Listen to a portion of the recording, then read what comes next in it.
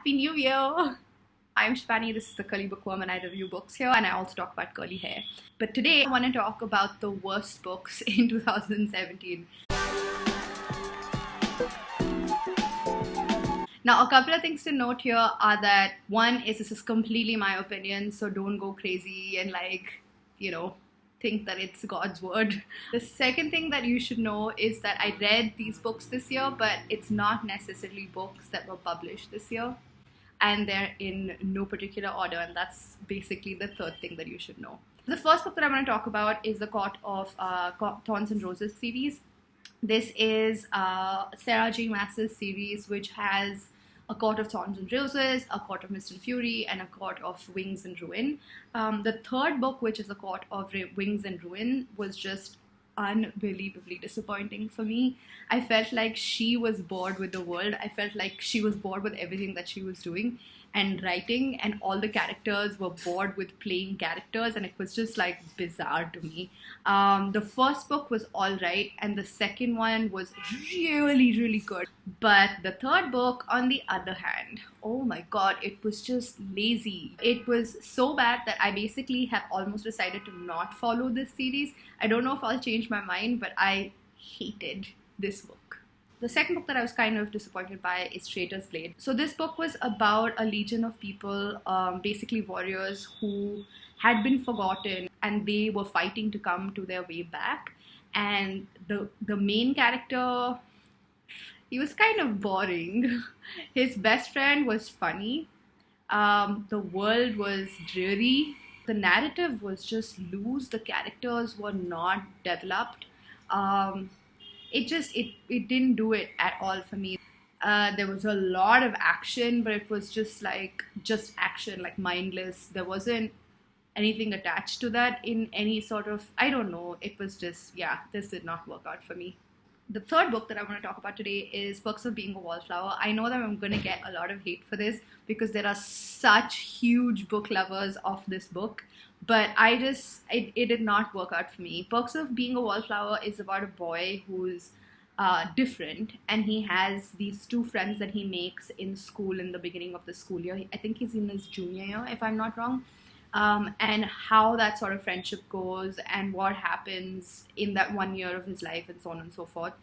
Excuse me if I haven't sort of described it well, but it was a very forgettable story for me. Maybe when the book came out, it made sense. I watched the movie, by the way, and that made sense. But the book, as of now, like I've read it many years after it's been published, and I just feel like it was irrelevant, it was underdeveloped. The boy just sounded confused more than anything else. And it was an important book, right? Because it was something to do with mental illness. I don't want to give anything away. But it was just lazy. I feel like a lot of books that I read and I don't like tend to be either lazy in terms of plot or story or character development. At least the books that I feel had lazy writing in it. The next book that I want to talk about is again one that I have reviewed, and I'm going to link it for you guys to take a look at, so I'm not going to say too much about it. This is The Book Thief. This is again like a much loved book, which I did not like at all. This is basically a story that takes place during the Second World War. It follows the story of Liesel, who is adopted into a home, and it is narrated, the whole story itself is narrated by Death, and I just felt like Death was like ridiculously boring. I just felt like the narrator was really boring, and I know for a lot of people that was the best part of the book, but for me, it just totally fell flat. It was too long. It didn't move anything in me. Again, when I watched the movie of this book, it made me cry, which begs the question, why did the book disappoint me so? The next book that I want to talk about is How to Be Good, which is by Nick Hornby. It was actually more an average read than anything else. The premise was really cool. It was about this guy who suddenly wakes up one day and decides to be a good guy. And this guy is like a cynical guy. He is mean, he is nasty, he's rude. He's just like an average, pessimistic, cynical guy. And he decides to turn around and become this like amazing husband, amazing father, amazing, upstanding citizen, and like it just doesn't work out because it's weird. Great premise again, but then it just wasn't able to hold my curiosity towards the end, and actually through the second half I just felt like I wasn't interested in knowing anymore. It just became kind of boring, and the ending was just not strong enough. It didn't resolve anything. It was just, yeah, just not for me. The next few books that I want to talk about are actually books that I DNF, so I don't know if I want to give it a bad review because I never ended up finishing it, but I do want to give an explanation here about why I didn't finish these books. So the first one is, again, a series. It's the first one that I started in the series. It's called The Unbecoming of Maria Dyer. I may have talked about this before. It starts off with this girl and her friends playing on the Ouija board, and it basically says that one of her friends is going to die because of her. And so, super interesting. There's a whole bunch of fantasy elements and futuristic elements in it, mystery, blah, blah, blah. Except that right after that chapter, she moves from there, and all her friends die, by the way. And then she moves from there, and she moves to another city, and she falls in love with this beautiful boy. And it sounds like the beginning of Twilight. And I was just like, dude, what happened to that amazing premise? I just stopped reading it because, no, I don't want another YA romance. And I kind of went online and listened to a bunch of reviews of this book, and it seems like it is heading down that sort of YA romance Twilight-y space, which is something that just was not, no. The next book that I want to talk about is When Dimple Met Rishi.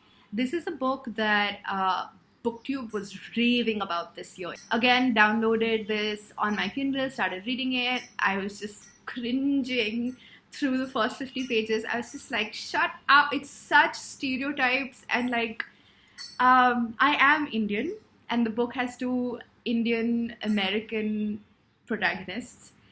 And the girl was just, everything was just so stereotypical about this book. And then again, I went and halfway through, I was not even halfway through, like 50 pages through, I was just like, I can't do this. So I went and looked at some reviews, and it turns out that it exactly went in the direction that I thought it might go in. It just becomes meaningless, stupid romance. I don't know, I'm not giving you any spoilers because I actually don't know what happens because I never read it, and I'm not going to read it. It seems like such a stereotype, and I hate stereotypes, especially when stories are told in stereotypes. It's just a waste of everybody's time, you know. The next book is a book that I picked up a couple of months ago. This is Today Will Be Different by Maria Semple. I don't know if I'm pronouncing her name right. I'm sorry about that. One of her other books featured on my best of last year, and so obviously I wanted to pick this one up. But my God, it was confusing. The story told in first person was just confused, and she kept confusing me, and I was just like, what's going on? It's just seemed really erratic. And the weird thing is I read almost 3/4 of the book, and then I was just like, I can't do this anymore. She just seems really fucked up as a person, and boring because it's like not leading anywhere, that messed upness. And so yeah, I had to give it up because it was not, no, sorry. I love this author, and I love her stories, and I love, you know, her writing, but I was really disappointed with this one.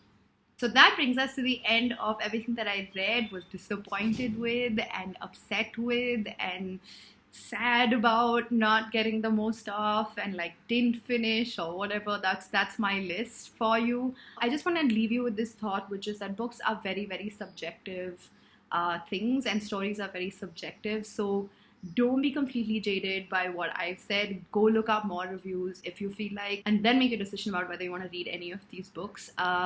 But that was my list for whatever it's worth. Those are my reviews. I will come back to you with another video soon. In the meanwhile, like, share, and spread the love because that's a good thing to do. Bye.